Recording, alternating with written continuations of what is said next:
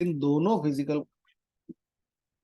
Physical quantity के बारे में आज अपन बात करेंगे। So vector quantities are those quantities which have magnitude as well as direction. ऐसी फिजिकल क्वांटिटीज जिनके अंदर मैग्नीट्यूड भी था और जिनके अंदर डायरेक्शन भी थी, उनको अपन ने किस कैटेगरी में रखा? वेक्टर कैटेगरी में। जैसे एग्जांपल्स अगर इसके बात करें तो डिस्प्लेसमेंट सबसे पहला एग्जांपल इसका क्या है? डिस्प्लेसमेंट हुआ। देन वेलोसिटी, ठीक है। देन एक्सेलरेशन, एक्सेलरेशन जो है वो भी कोई सी क्वांटिटी हमारी वेक्टर क्वांटिटी है। देन फोर्स, तो ये कुछ ऐसे एग्जांपल्स हैं। फोर्स के बाद आप टॉर्क भी ले सकती हैं, मोमेंटम भी ले सकती हैं, एंगुलर मोमेंटम भी ले सकती हैं। सो कुछ ऐसी फिजिकल क्वांटिटीज हैं जिनके अंदर मैग्नीट्यूड होने के साथ साथ में डायरेक्शन भी होना चाहिए, ठीक है। और स्केलर ऐसी फिजिकल क्वांटिटीज होती है जिनके अंदर मैग्नीट्यूड होने के साथ साथ में मैग्नीट्यूड होता है, इसके अंदर डायरेक्शन की कोई बात नहीं होती है। जैसे इसके एग्जांपल्स की अगर बात करूं तो इसका एग्जांपल है सबसे पहला डिस्टेंस। क्या है इसका example? Distance. Next is work, work भी इसी में आता है, पावर भी इसी में आता है, प्रेशर भी इसी में आता है, मास इसमें आपको मिलेगा, लेंथ इसमें मिलेगी आपको, टाइम इसमें मिलेगा। ऐसी बहुत सारी फिजिकल क्वांटिटीज हैं जो इस कैटेगरी के अंदर फॉल करती हैं। अब यहाँ पे मैंने दो वर्ड यूज किए हैं। First one is magnitude and another one is direction. So what is the meaning of magnitude? So मैंने अगर ऐसा लिखा कि फोर्स ऑफ 3 न्यूटन, मैंने क्या लिखा? फोर्स ऑफ 2 न्यूटन और 3 न्यूटन, जो भी बोलना चाह रहा हूं। सो ये जो 2 नंबर है, दिस इज कॉल्ड मैग्नीट्यूड। इसको अपन क्या बोलेंगे? ये क्या है? मैग्नीट्यूड है, ठीक है। और डायरेक्शन के लिए हमको यहाँ पर ईस्ट वेस्ट नॉर्थ वेस्ट, ठीक है, साउथ, ये हमको बताना होती है कि भाई फोर्स किस डायरेक्शन में एक्ट कर रहा है। सो ये क्लियर हुआ बेटा? मैग्नीट्यूड क्या है, डायरेक्शन। Yes sir. चल, अब अपन बात करते हैं वेक्टर का क्लासिफिकेशन कैसे होता है। भाई स्केलर पे तो हमको ज्यादा बात करनी नहीं है, पर वेक्टर का जो सिस्टम है वो दो तरीके से हो गया है, ठीक है। एक होते हैं लीनियर वेक्टर और एक होते हैं पोलर वेक्टर, ठीक है। क्लियर है? पोलर वेक्टर मतलब जिनमें सर्कुलर बात होती है, ठीक है, अपने एक्सिस की बात करते हैं आप उसके अंदर। और लीनियर वेक्टर में आप किसी एक्सिस वगैरह की बात नहीं कर रहे, ठीक है। और अब अपन इसका कॉन्सेप्ट समझते हैं कि भाई वेक्टर को क्यों पिक्चर में लाना जरूरी हो गया या इसका मीनिंग क्या है। तो जैसे बेटे आप, अब अपन ज्यादा समय नहीं लेंगे, अपन सीधे कोऑर्डिनेट सिस्टम पे आते हैं, ठीक है। ये हो गए हमारे कोऑर्डिनेट सिस्टम। मैं अब वेक्टर की बहुत सारी डेफिनेशंस पे नहीं जा रहा हूँ। कोप्लेनर वेक्टर क्या होते हैं, कॉन्करेंट क्या होते हैं, जीरो वेक्टर क्या होता है, यूनिट वेक्टर क्या होता है, इन चीजों पे अभी अपन डिस्कशन नहीं कर रहे हैं। अभी अपन सीधे वर्क पे आते हैं। So these are called x axis, y axis and z axis, ठीक है। इन्हीं को वेक्टर की लैंग्वेज में बेटा आई बोल सकते हो, इसको आप जे बोल सकते हो, और इसको। जी। जी। अब बेसिकली इस कोऑर्डिनेट सिस्टम की जरूरत क्यों पड़ती है? तो इस कोऑर्डिनेट सिस्टम की जरूरत इसलिए पड़ती है कि जब भी हम यूनिवर्स में किसी ऑब्जेक्ट को डिफाइन करना चाहते हैं, उसकी लोकेशन को डिफाइन करना चाहते हैं, तो हमको उसकी पोजीशन बताना है। जैसे फॉर एग्जाम्पल किसी का नाम, किसी का surname, mother's name, father's name, ये सब क्या है? ये इंडिकेटर्स हैं जो उसकी आइडेंटिटी को बता रहे हैं। ऐसे ही स्पेस में अगर आपको किसी पॉइंट को बताना है तो आपको उसके लिए वेक्टर की जरूरत पड़ती है, ठीक है। अब जैसे एग्जांपल लेता हूं, अगर मैं ऐसा लिखूं कि r is equal to x i, so this r is called position vector, ठीक है। और i लिखने का मतलब क्या है? बात हो रही है एक्स एक्सिस की। बात किसकी हो रही है? कि अलोंग द एक्स एक्सिस। अगर मैंने ऐसा लिखा r is equal to y j, इसका मतलब है मैं बात कर रहा हूँ वाई डायरेक्शन की, और मैग्नीट्यूड कितना है उसके अंदर? वाई। अगर मैंने r is equal to z k लिखा है तो मैं बात कर रहा हूं जेड एक्सिस की, और जिसमें मेरा मैग्नीट्यूड कितना है? जेड एक्सिस दिया हुआ है, ठीक है। तो ये तो बात हो गई बेटा लीनियर लिखने की, यहां तक कोई डाउट नहीं। अब नो। अगर कोई पॉइंट यहां पर है तो इसका वेक्टर कैसे लिखा जाए? तो भाई इसके कोऑर्डिनेट्स क्या है? तो इसके कोऑर्डिनेट्स हैं सपोज एक्स कॉमा वाई। कैसे आए? तो भाई यहां से एक्स और यहां से वाई, ठीक है। सो इसका कोऑर्डिनेट या इसका पोजीशन वेक्टर कैसा लिखा जाएगा? पहले उसको ड्रॉ भी कर लो। वो इस तरीके से ड्रॉ होगा, ये पोजीशन वेक्टर आर, ठीक है। और r Yes, sir. Is equal to आप लिखेंगे xi प्लस yj। अब मुझे जब भी ऐसा लिखा हुआ मिलेगा तो मैं ये समझूंगा कि जो भी पॉइंट की बात हो रही है उसकी लोकेशन एक्स वाई प्लेन के अंदर है। किसमें बेटा? X y plane. X Y ठीक, Z की चलो X Y। X y plane के अंदर है। सपोज अगर मैंने इसको ऐसा बना दिया तो यहाँ के कोऑर्डिनेट क्या होंगे? Y comma z.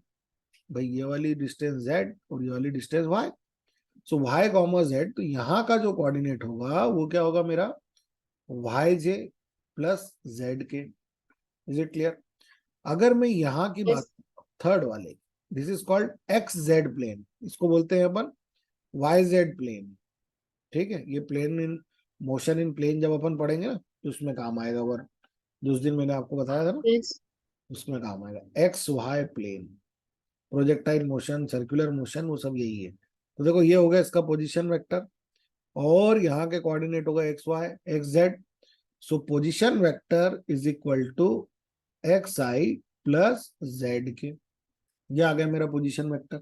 तो मैं इनको देख के समझ पाता हूँ कि मेरा वन डायमेंशनल मोशन है, टू डायमेंशनल मोशन है, थ्री डायमेंशनल मोशन है, या मेरे ऑब्जेक्ट की लोकेशन कैसे दी हुई है, x i plus Y j plus z के। आप जो गूगल मैप यूज करते हैं ना वो भी इसी सिस्टम पे ही काम करता है, कोऑर्डिनेट सिस्टम पे ही काम करता है, और एक्स वाई जेड में ही अपन इसको कैलकुलेट कर पाते हैं। तो वेक्टर को जो लिखा है उसका मीनिंग समझ में आ गया? जैसे Yes, sir. जैसे एग्जाम्पल लिखा है 2i plus 3j plus 4k। इसका मतलब क्या है कि ये जो पॉइंट है वो एक्स एक्सिस से 2 यूनिट, वाई से 3 यूनिट और जेड से 4 यूनिट डिस्टेंस पर है, यानी कि 3D में। इसमें बेटा ये 3D में। ठीक है, यहाँ तक कोई दिक्कत? अब अपन, No, sir. हाँ अब अपन बात करते हैं कि इनका मैग्नीट्यूड कैसा लिखा जाए। तो इनका मैग्नीट्यूड लिखने का कॉन्सेप्ट होता है, पहले तो इसको ऐसा आर मॉड से डिनोट करेंगे, and root of coordinate of x square, i का कोऑर्डिनेट का उसका स्क्वायर कर दीजिए। जब आप दूसरे के लिए लिखने जाएंगे तो क्या होगा? Root of y square. तीसरा लिखने जाएंगे तो क्या होगा? Z square. यहाँ लिखने जाएंगे तो क्या होगा? देखो मैंने उस दिन तुमको वेलोसिटी जब लिखवाई थी ना तो इसी फॉर्मेट में ही लिखवाई थी, x square plus y square, magnitude of velocity. Projectile motion में अपन ने इस तरीके से ही लिखा था इसको, है ना? वहां जाके देखना अपनी कॉपी के अंदर एक बार और तुमको दिखेगा। So y square plus z square. तुम जब भी आप मैग्नीट्यूड लिखेंगे तो आप आई के कोएफिशिएंट का स्क्वायर करेंगे, वाई के कोएफिशिएंट का स्क्वायर करेंगे, जेड के कोएफिशिएंट का स्क्वायर भी करेंगे। तो इस तरीके से अपन लिख सकते हैं मैग्नीट्यूड। और Yes. थ्री डी में लिखना हो तो simple x square plus y square plus z square.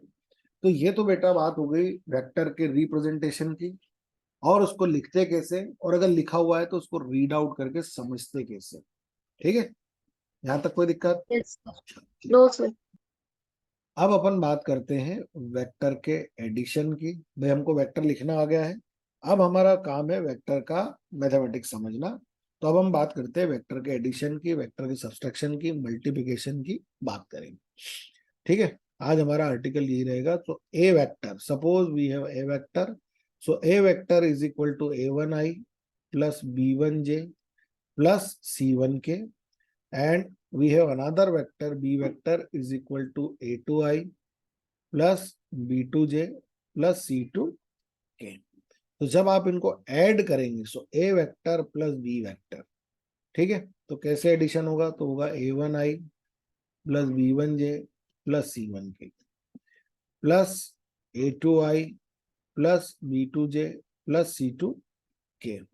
और आप इसको ऐसे भी लिख सकते हैं a1 प्लस a2 इंटू आई, आई के कोएफिशिएंट पास पास में कर दो, जे के कोएफिशिएंट पास पास में कर दो, और C1 प्लस C2 इंटू के। यानी आई वाले में आई वाला ऐड कीजिए, बी वाले जे वाले में जे वाला ऐड कीजिए, सी वाले में सी वाला ऐड कीजिए। Now a vector minus b vector, similarly process से करेंगे तो a minus i plus b1 minus b2 into j plus C1 minus C2 into.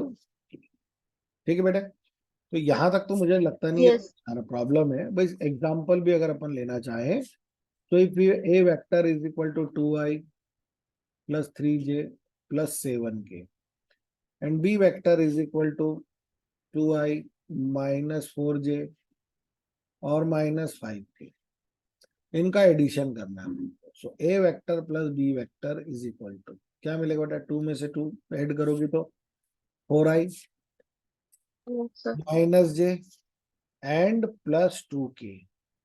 ठीक है, और इसका मॉड अगर कैलकुलेट करने जाओगे so it will be 4 square plus minus 1 square plus 2 square. ये इसका मॉड हो गया। क्या हो गया इसका, ये मॉड यानी कि मैग्नीट्यूड। ठीक है, Yes, sir. चलिए अब अपन बात करते हैं वेक्टर के प्रोडक्ट की। किसकी बात करते हैं अपन, वेक्टर के प्रोडक्ट की। अब हमारा इंपॉर्टेंट आर्टिकल है वेक्टर प्रोडक्ट। यहां से हमको समझ, हो सकता है तुमको आता भी हो ये, पर थोड़ा सा और इसको एक बार समझ लेते हैं। सो बेटा दो तरह के वेक्टर प्रोडक्ट होते हैं, एक होता है स्केलर प्रोडक्ट और एक होता है वेक्टर प्रोडक्ट। ठीक है, दोनों में अंतर क्या है आज अपन इस चीज को क्लियर कर लेंगे कि कब मुझे स्केलर प्रोडक्ट यूज करना चाहिए, कब मुझे जो है वो वेक्टर प्रोडक्ट यूज करना चाहिए। इसी स्केलर प्रोडक्ट को डॉट प्रोडक्ट भी बोला जाता है। क्या बोलते हैं इसको अपन, dot. Dot product. And this vector product is also called cross product. इसको अपन क्या बोलते हैं, क्रॉस। अभी आपको थोड़ी देर बाद समझ में आएगा कि why vector product is called vector product and why scalar product is called scalar product. और इनका जो रिप्रेजेंटेशन है वो कुछ इस तरीके से होता है, ए वेक्टर डॉट बी वेक्टर, और इसका रिप्रेजेंटेशन है जो ए वेक्टर क्रॉस बी वेक्टर। ठीक है, तो इसी के नाम पे इनका नाम रख दिया dot product and cross product. ठीक है, और इसका Yes, sir. फॉर्मूला जो बन के आता है वो क्या आता है, ए vector dot B vector is equal to mod of A mod of B cos theta. और इसका जो प्रोडक्ट बन के आता है वो आता है ए vector cross b vector is equal to mod of A mod of b sine theta. ठीक है, तो एक में आ रहा है साइन थीटा, एक में आ रहा है कॉस थीटा। अब हमको ये बात सिलेक्ट करना है कि कब हम डॉट प्रोडक्ट का यूज करते हैं और कब हम क्रॉस प्रोडक्ट का यूज करते हैं। जहां हमको पता है वहां तो कोई समस्या ही नहीं है। यहाँ पर भी अपन एग्जाम्पल भी ले लेते हैं। सो एग्जाम्पल है इसका वर्क। ठीक है, पावर, जितनी भी स्केलर क्वांटिटी सब इसमें आ जाएंगी। इसके एग्जाम्पल में आपको मिलेगा टॉर्क, ठीक है, एंगुलर मोमेंटम, ये सब टर्म अभी अपन आगे पढ़ने वाले हैं। ठीक है, तो बेटा ये तो हो गया इसका एक छोटा सा Yes. क्लासिफिकेशन, और इतना अपने को वेक्टर के बारे में लिखना है। तो वेक्टर्स क्या है, तो vectors are the quantities which है मैग्नीट्यूड एंड डायरेक्शन, फिर उनका क्लासिफिकेशन स्केलर, फिर उनका रिप्रेजेंटेशन। ठीक है, अब अपन आते हैं कि इसको सॉल्व कैसे करें, कैसे इस पे काम करें। ठीक है, बढ़ो आगे। Yes, sir. तो मैं बात कर रहा हूँ वापस से मेरे कोऑर्डिनेट सिस्टम, इसकी बात कर रहा हूँ वापस से coordinate system. So this is I, this is J and this is के। ठीक है बेटा, अब मैं यहाँ पर आई वेक्टर डॉट आई वेक्टर का प्रोडक्ट करना चाहता हूँ। आपको पता होगा कितना होता है, ये कितना होता है i dot i, I vector. I vector dot i vector is equal to हो जाता है 1। ठीक है, कैसे, हाँ, sorry. कैसे 1 हो रहा है, तो देखो mod of i, mod of I cos theta, ऐसा लिखना है अपने को। अब मॉड ऑफ आई जब निकालने जाओगी तो क्या आएगा, अंडर रूट 1 का स्क्वायर आएगा ना, कोएफिशिएंट तो 1 है। तो ये तो हो गया मॉड ऑफ आई का मैग्नीट्यूड तो आ गया। अब मुझे बताओ कि ये भी आई और ये भी आई, इन दोनों के बीच का एंगल कितने डिग्री आ रहा है बेटा, 0 डिग्री आ रहा है ना। 0 degree. तो theta is equal to 0 degree. Theta क्या है, so angle between i vector and i vector, इन दोनों वेक्टर के बीच का एंगल है। सो कॉस ऑफ 0 डिग्री कितना होता है, cos of 0 degree is 1. 1. So we can say I vector dot I vector is equal to 1 into 1 into 1 is equal to 1. ऐसे आता है ये, कि आई डॉट आई की वैल्यू कितनी होती है, 1 होती है। Is it clear? yes, similarly अगर मैं बात करूं तो j vector dot j vector is also 1 and k 1, vector is also 1। सही। भाई देख, yes, sir, इनके बीच का भी एंगल क्या बनेगा, 0 0 डिग्री तो बनेगा भाई। yes, ये भी एंगल जे डॉट जे, के डॉट के, तो एंगल तो बराबर ही है, तो यहाँ तो कोई प्रॉब्लम नहीं है। बट जैसे मैं आई डॉट जे करने जाता हूं तो मुझे क्या मिलता है, mod of i, mod of j and cos theta. Now this theta is equal to 90 degree. देखो हो गया 90 डिग्री यहाँ पर। yes, sir, अब ये एंगल अगर 90 डिग्री है तो कॉस 90 डिग्री की वैल्यू कितनी होती है, 0। सो आई डॉट जे इज 0। अब आया समझ में कि 0 क्यों होता है बेटा ये yes, sir, ना, आपने इसको याद कर लिया होगा कि 0 होता है, पर अब इसका रीजन भी समझ में आना चाहिए कि चूंकि इन दोनों के बीच का एंगल कितने डिग्री का है, 90 डिग्री का है। सो ये कैसा बनेगा मेरा, अब देखो यहाँ पर जे डॉट के, फिर से एंगल कितने डिग्री का है, 90 डिग्री का है। सो जे डॉट के क्या होगा मेरा, 0। ठीक है बेटा। सिमिलरली आई डॉट के या के डॉट आई, जो भी आपको लिखना हो, दोनों क्या होंगे, 0 ही होंगे, क्योंकि एंगल फिर से क्या बन रहा है, 0 डिग्री का ही एंगल बन रहा है। यहां तक कोई दिक्कत? no, sir, अब बात आती है जो मेन इंपॉर्टेंट बात है, ध्यान से सुनिएगा। जब मैंने आई डॉट आई किया तो मुझे वैल्यू क्या मिली बेटे, 1। और जब मैंने आई डॉट जे किया तो मुझे वैल्यू मिली 0। सो ये वैल्यू हो गई मैक्सिमम और ये हो गई वैल्यू मेरी मिनिमम। होता है ऐसा, हो रहा है, दिख रहा है। इसका मतलब ये हो गया कि जब किसी फिजिकल क्वांटिटी को अप्लाई की जाए, देखो मैंने इस बॉडी को फोर्स लगाया और ड्यू टू दैट फोर्स ये बॉडी एक्स डिस्प्लेसमेंट कर गई, तो इनमें जो काम हुआ वो क्या हुआ बेटा, वर्क हुआ कि नहीं हुआ। So work yes, sir, formula क्या हो गया, force vector dot x vector. मैंने यहाँ पर क्रॉस नहीं किया, क्यों क्रॉस नहीं किया, क्योंकि जब मैंने बॉडी को फोर्स लगाया तो इसका डिस्प्लेसमेंट की डायरेक्शन और अप्लाइड फोर्स की डायरेक्शन क्या थी, सेम थी। और सेम होने के साथ में जो बॉडी डिस्प्लेस्ड हुई वो भी उसी डायरेक्शन में ही हो गया। यानी जिस फिजिकल क्वांटिटीज का प्रोडक्ट किया जाए और आफ्टर प्रोडक्शन जो रिजल्टेंट आ रहा है वो रिजल्ट भी उसी डायरेक्शन में आए, वो रिजल्ट भी उसी डायरेक्शन में आए, तो क्या होगा, हमारा वर्क मैक्सिमम होगा कि नहीं होगा। देखो यहाँ पर भी क्या है, एफ एक्स कॉस थीटा, और theta is equal to 0 degree, तो वर्क क्या हो गया, एफ एक्स हो गया कि नहीं हो गया, मैक्सिमम। yes, तो बेटा कब डॉट प्रोडक्ट लगाना है, तो डॉट प्रोडक्ट तब लगाना है जब आप फिजिकल क्वांटिटीज का प्रोडक्ट करें और रिजल्टेंट भी उसी डायरेक्शन में आए, तब आपको क्या लगाना है, डॉट प्रोडक्ट लगाना है। भाई ये बहुत बड़ा कंफ्यूजन है। भाई मुझे जिन बातों का पता है, जिनका मुझे पता है कि इसमें डॉट होता है इसमें क्रॉस होता है, वहां तो कोई समस्या ही नहीं है। पर अगर मेरे सामने ऐसी सिचुएशन बन जाए कि दो फिजिकल क्वांटिटीज मिले और मुझे ये पता ही नहीं चल पा रहा हो कि डॉट प्रोडक्ट लगाऊं कि क्रॉस प्रोडक्ट लगाऊं, तब डिसीजन कैसे लोगे, तब डिसीजन इस तरीके से होगा। Is it clear? yes, sir, आगे ना बात समझ में कि डॉट प्रोडक्ट कब यूज हाँ sir, और क्रॉस प्रोडक्ट कब यूज करना है। चलो बढ़े आगे। yes, sir, अब अपन दो क्वांटिटी का डॉट प्रोडक्ट करके भी देख लेते हैं कि क्या मतलब हुआ इसका करने से। और B vector is equal to A two I plus B two J plus C two के।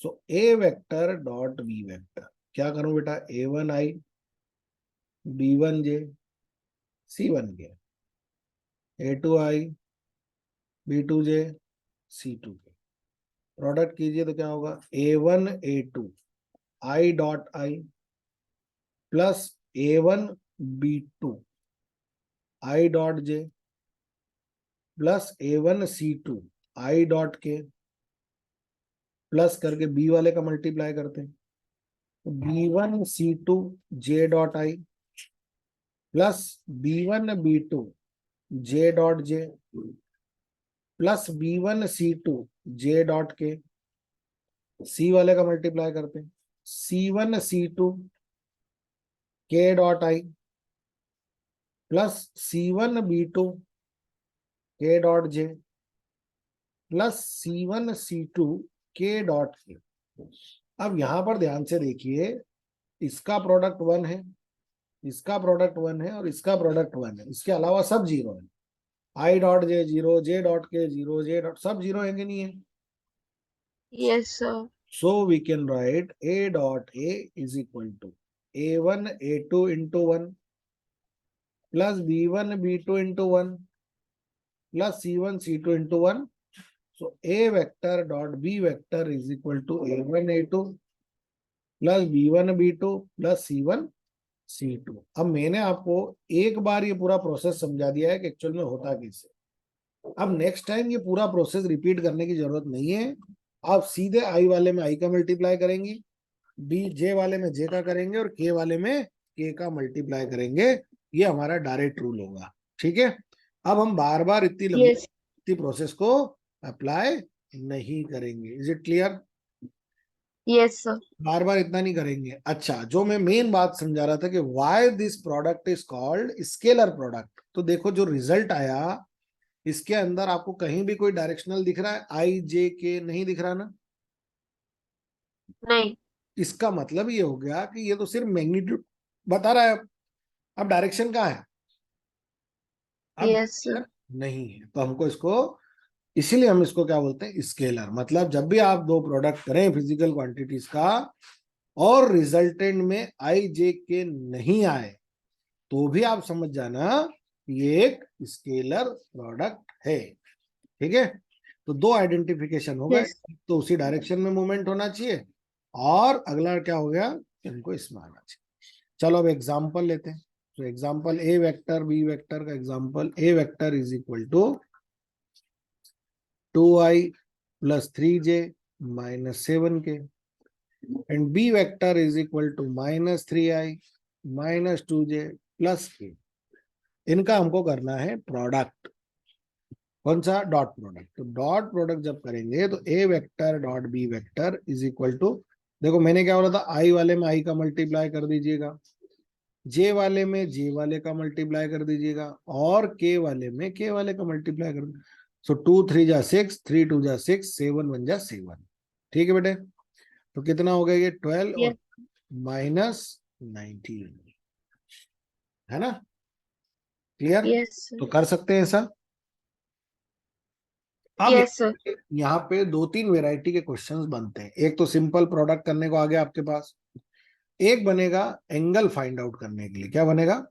Find the angle between two vectors. क्या आएगा question? Find the angle between two vectors, ठीक है। So A vector dot B vector is equal to क्या होता है बेटा? Mod of A mod of B cos theta.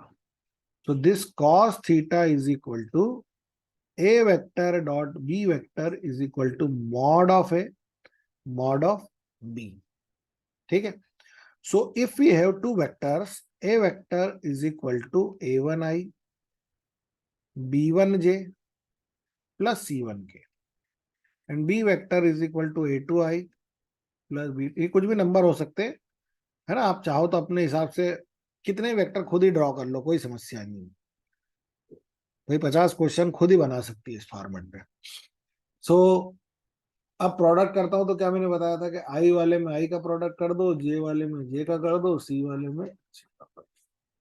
और मॉड का मीनिंग क्या होता है बेटा? मॉड का मीनिंग है कोएफिशिएंट ऑफ आई का स्क्वायर, कोएफिशिएंट ऑफ जे का स्क्वायर और कोएफिशिएंट ऑफ के का स्क्वायर। तो यहां पर क्या बन जाएगा? a2 square b2 square plus c2 square. तो ये आ गया मेरे पास कॉस थीटा का फार्मूला। किसका आ गया?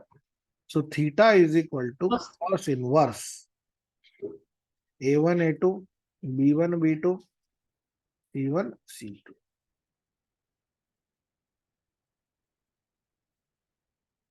a1 square b1 square c1 square a2 square b2 square c2 square. ठीक है बेटा, तो ये तो बात हो गई हमारी कि भाई अगर दो वेक्टर्स के बीच में अगर थीटा डिग्री का एंगल है, सो हम इस तरीके से इनका प्रोडक्ट कर सकते हैं। ठीक है, और प्रोडक्ट Yes, sir. मैक्सिमम कब होगा, जब एंगल की वैल्यू 0 डिग्री होगी, दोनों एक ही डायरेक्शन में आ जाए। तो बेटा एक क्वेश्चन तो ये वाला बनता है कि find the angle between two vectors, तो इस फार्मूले से अपन निकाल सकते हैं। मेनली इतना भी करने की जरूरत नहीं है अपने को, तो ये करना आना चाहिए। ठीक है, हम Yes, sir. करना आना चाहिए, इसी ये आता भी होगा आपको। एक क्वेश्चन आता है, या यूं कह सकते हो कि if A vector and B vector are perpendicular to each other, अगर दोनों एक दूसरे के परपेंडिकुलर हैं तो, so A vector dot B vector is equal to mod of A mod of B cos theta if A vector is perpendicular to B vector. ये जो sign लगा है ना, ये उल्टा टी, ये परपेंडिकुलर है ना। So cos 90 is equal to 0। So ये पूरा नंबर ही 0 हो जाएगा ना। सो we can say a vector dot B vector is equal to 0। ठीक है बेटा, ये डायरेक्ट लगा सकते हो अगर उसने आपको कंडीशन दे दी कि two vectors are perpendicular to each other. ठीक है, Yes, sir. चलो अब इस पे एक एग्जांपल लेते हैं। फाइंड द वैल्यू ऑफ, ये नोट कर रही होगा तुम साथ साथ में। Yes, sir.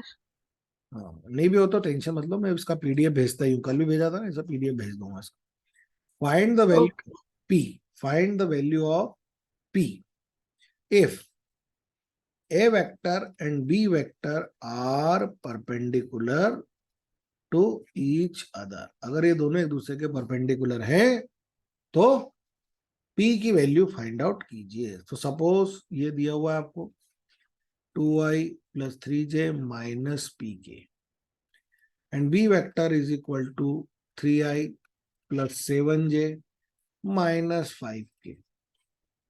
कुछ भी नंबर आप ले सकते हो, कोई इशू नहीं है इसके अंदर। ठीक है, सो चलो अब अपने को क्या बोल रखा है कि if A vector is perpendicular to B vector, so हमको कंडीशन पता है ए vector dot B vector should be equal to 0 if A vector and B vector are perpendicular.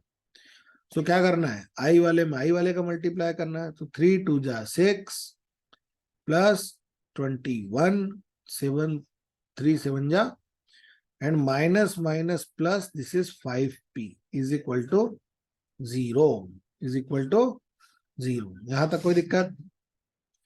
No, sir. ये कितना होगा बेटा, 26 plus 5p is equal to 0।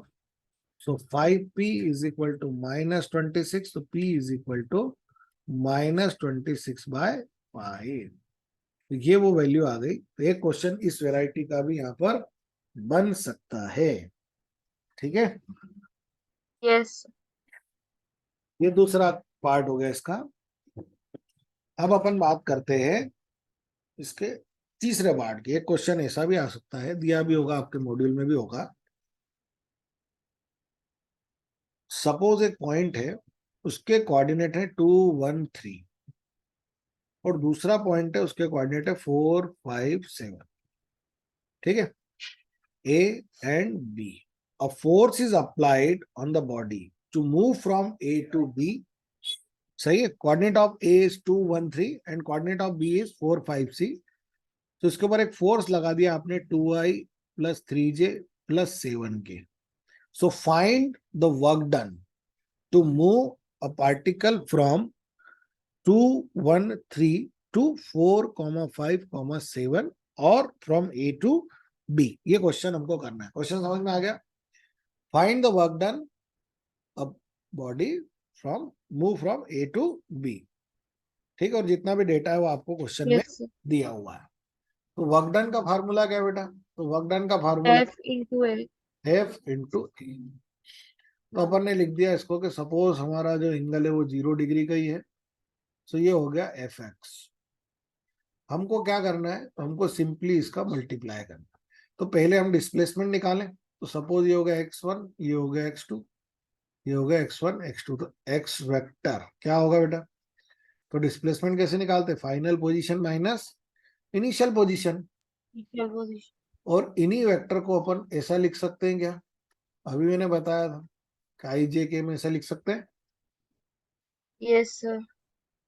ये question होगा तुम्हारे आकाश के मॉड्यूल में, देखना 100%। सो 4i + 5j + 7k, ये तो होगा x2 - x1, 2i + j + 3k।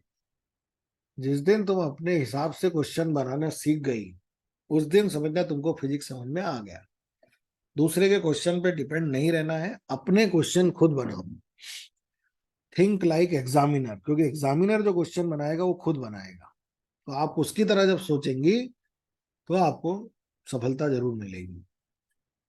आई में से आई माइनस करेंगे तो क्या आएगा? 2i + 5 में से ये गया तो कितना मिलेगा? 4j। और ये भी हो गया 4k। इसमें तो कोई दिक्कत नहीं भैया, माइनस लगाए तो सारे नंबर्स माइनस के हो जाएंगे, तो सिंपली माइनस करना है। तो अब आपके पास फोर्स वेक्टर भी है 2i + 3j + 7k, and displacement भी आपके पास है, वो कितना है? 2i + 4j + 4k। So multiply करेंगे तो 2 2 जा 4, आई वाले में आई का मल्टीप्लाई कीजिए, जे वाले में जे का मल्टीप्लाई कीजिए, और के वाले में के का मल्टीप्लाई कीजिए। So that is 44 joule work हमने किया। आगे बेटा ये निकालना, इस तरीके से यस सर। क्वेश्चन को सॉल्व कर सकते हैं। ठीक है, तो डॉट प्रोडक्ट पूरा क्लियर हो गया। Yes sir. आज कितने बजे जाना है आपको? सर 2:30। 2:30 ना। चलो, तो डॉट प्रोडक्ट क्लियर हो गया, इसमें कोई doubt? Yes. No sir. No sir. अब अपन को बात करनी है, और कुछ समझना हो तो पूछ सकती है इसके अंदर। नहीं सर, आ गया। क्लियर है बेटा? आई थिंक ये आपको यस। आता भी होगा, ऐसा नहीं है कि ये नहीं आता होगा, पर कुछ लर्निंग्स इसमें हाँ। से भी ले लो, कुछ छोटी मोटी लर्निंग्स इसमें से भी ले लो कि भाई कब हम डॉट प्रोडक्ट यूज करते हैं, कब हम क्रॉस प्रोडक्ट यूज करते हैं। इस तरह की लर्निंग्स आपको यहाँ पर मिल जाएंगी, और मेनली 3 वेराइटी के क्वेश्चन यहाँ पर आपको देखने को मिलते हैं। पहला क्वेश्चन कौन सा था हमारा? कि भाई प्रोडक्ट कैसे करते हैं, दूसरा था कि भाई एंड। एंगल कैसे निकालना है, तीसरा था कि अगर परपेंडिकुलर हो तो, और एक ये वाला वेराइटी है कि भाई अगर इस तरीके का दिया हो तो सॉल्व कर सकते हैं। ठीक है, आई वाले में यस सर। मल्टीप्लाई, जे में जे का मल्टीप्लाई, के में के का मल्टीप्लाई कर दीजिएगा। चलो, तो आई थिंक आज इतना ही करें, कल क्रॉस प्रोडक्ट पे बात करें, ठीक है सर। है ना? कल 9:15, ध्यान रखना है ना। हाँ सर, पक्का, सॉरी। हाँ नहीं बेटा, क्या होता है कि थोड़ा सा भाई ऑनलाइन में तो 1 1 मिनट का इम्पोर्टेंस है, तो यहाँ यस सर। पर इसको 9:15 पे आप शार्प ज्वाइन करेंगी, और आज थोड़ा सा डॉट प्रोडक्ट पे प्रैक्टिस भी करेंगी। ठीक है? Yes sir. सर वो शीट में है क्वेश्चंस? हाँ, आपकी शीट में 100% मिलेंगे। ठीक है सर, तो मैं लगा दूंगी हाँ, क्वेश्चन। वो उसको भी लगाना, और ये वीडियो भी मैं भेज दूंगा तुमको। टेलीग्राम एप्लीकेशन यूज करती हो क्या? Yes sir. तो मेरे को उससे थोड़ा सा भेज देना, तो मैं टेलीग्राम पे ही अपलोड हो जाएगा। तो क्या होगा कि डे बाय डे तुमको कभी फर्दर देखना हो तो देख भी सकती हो, है ना?